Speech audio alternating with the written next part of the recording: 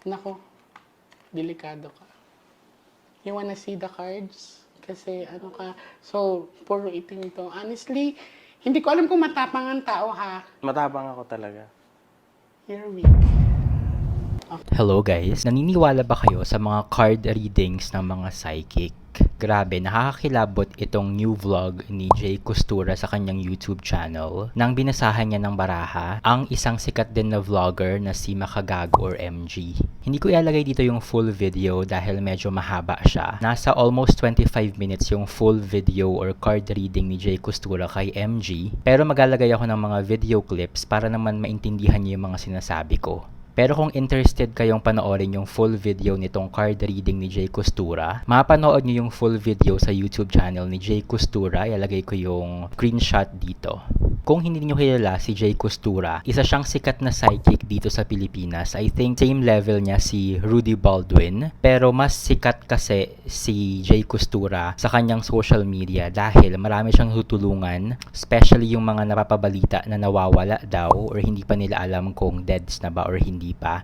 Nakakausap niya yung mga spirits para ituro kung nasaan yung mga missing person. Doon siya talaga sumikat. So, sabi si MG or Makagago daw yung unang kumontak kay Jay Costura pero sobrang busy. Ayun, hindi parang matagal din bago sila nagkakontakan. Mutual friend lang nila yung nag-introduce sa kanilang dalawa para magkaroon ng card reading agad-agad itong si MG. Pero nakakagulat kasi sobrang intense ng mga card readings na lumabas at binasa nitong psychic na si Jay Costura about dito kay MG.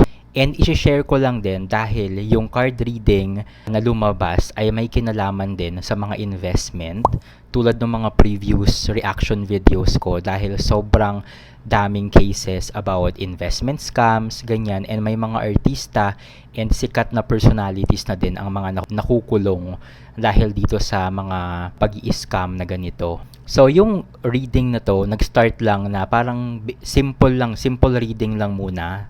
Parang nabanggit lang ni Jay Costura yung lack of sleep ni MG and yung back pain daw niya.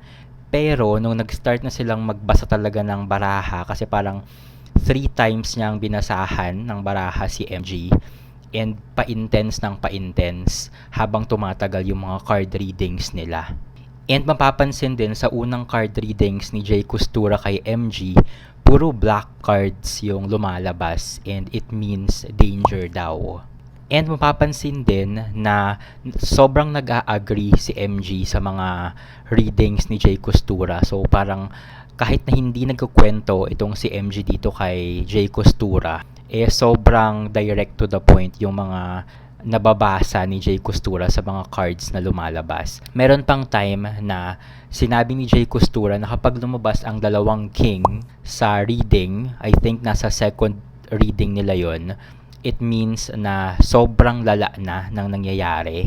And ayun nga, lumabas yung dalawang king na cards na kinat ni MG and it only means na pwede silang mapahamak sa nangyayari ngayon or nabanggit pa ni Jay Costura na pwede daw silang looban sa sarili nilang bahay. So, kailangan talaga ng doble, triple ingat nito ni MG dahil sa pinasok niyang parang investment, ganon. And nakikita daw ni Jay Costura na sobrang bilis ng pera dito kay MG pero hindi siya masaya. And yung tao sa paligid ni MG ay nagiging greedy or gahaman na daw. And yung mga taong yun yung magkukos ng trouble or ng danger dito kay MG. And meron ding nabanggit si Jay Costura nga na investment dito kay MG. And sabi na kapag nakuha niya na yung share niya or kapag may nakuha na siya once dito sa investment na to, if possible, kailangan ng mag-stop ni MG para hindi na lalong lumaki yung gulo. And ito pa yung nakaka-shock dahil nabanggit din ni Jay Costura kay MG na itong investment issue na daw na to ay pinag-uusapan na daw. So, ayun, hindi ko alam kung connected ba siya dito sa dating artista na nakulong or dito naman ngayon sa alleged investment scam issue dito sa mag-asawa na vlog ko na sa mga previous vlogs ko. And dahil daw dito, pwedeng si MG yung pagbuntungan ng issue. Dahil daw parang may nagbabantay na dito kay MG at sa isa niyang kaibigan na connected din dito sa business or sa investment na to. Hindi binanggit ni Jay Costura kung ano ba talaga tong investment na to. Pero nabanggit niya sa vlog niya or sa reading niya na may nakikita daw siya naglalaro. So possible na ito ay connected din sa casino, tulad nung case naman ng alleged scam nila Yexel Sebastian at Mikey Agustin na ngayon ay nasa Nagoya, Japan na daw. Hindi ko na iisa-isahin yung mga nangyari. Panoorin nyo na lang yung vlog ni Jay Costura kasi sobrang interesting niya, sobrang nakakakilabot, nakakatakot. And ayun, napaka-intense kasi ng mga readings. Kahit si MG, makikita mo na parang natatakot na siya, kinakabahan, dahil on point yung mga readings, mga sinasabi ni Jay Costura, even though na hindi naman talaga sila nag-usap or hindi siya nag-open up regarding dito sa topic. Pero overall, nakafocus ang reading sa pera.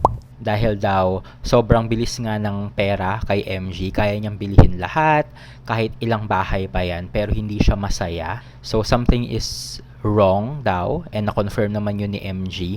Ang hirap lang sa lugar ni MG dahil sobrang successful na niya, kaya niyang bilihin lahat, pero 'di ba, parang hindi siya masaya. And possible pa, nakakatakot na pwedeng mangyari kapag hindi siya nag-quit or hindi siya kumalas dito sa business or sa investment.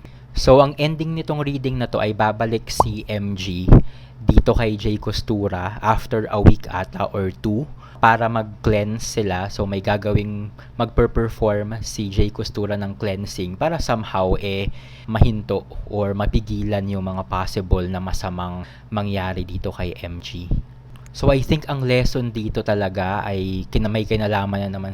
So mag-ingat sa mga ganitong investment dahil yung mga ganyan, yung may mga kinalaman sa casino, mga cryptocurrency, sobrang bilis ng pera dyan pero hindi mo talaga sure kung kailan babagsak and possible na mawala lahat sa'yo kapag nag-invest ka ng malaki. And again, kapag mag-i-invest ka, hindi mo mapigilang hindi mag-invest.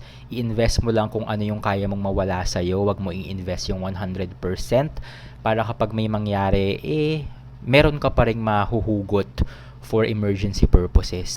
Ayun lang, hanggang dito na lang siguro, medyo mahaba na. And again, kung gusto nyong panoorin yung full vlog ni Jay Costura, ito yung YouTube channel niya, para mapanood nyo yung 25-minute card reading niya kay MG or Makagago.